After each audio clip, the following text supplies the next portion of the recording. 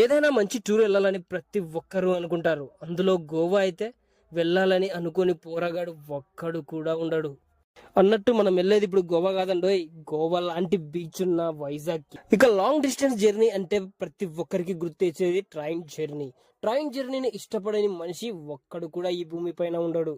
Train లో వెళ్తున్నప్పుడు మనల్ని పలకరించే ప్రకాశం బ్యారేజ్, దానితో పాటు గోదావరి నది. ఈ అందాలని దాటిన తర్వాత వస్తుంది వైజాగ్. వైజాగ్ లో ఫిషింగ్ హార్బర్ తెలియని వ్యక్తి ఒక్కరు కూడా ఉండరు.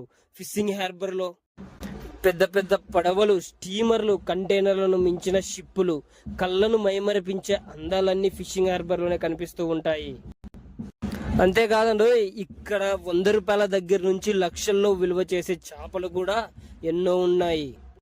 ఫిషింగ్ హార్బర్ ఫుల్ వీడియో కావాలంటే మన ఛానల్ వెంటనే సబ్స్క్రైబ్ చేసుకోండి. ఫుల్ వీడియో అయితే అప్లోడ్ చేస్తా. లైట్ చేయకుండా కింద కామెంట్ అయితే చేసేయండి.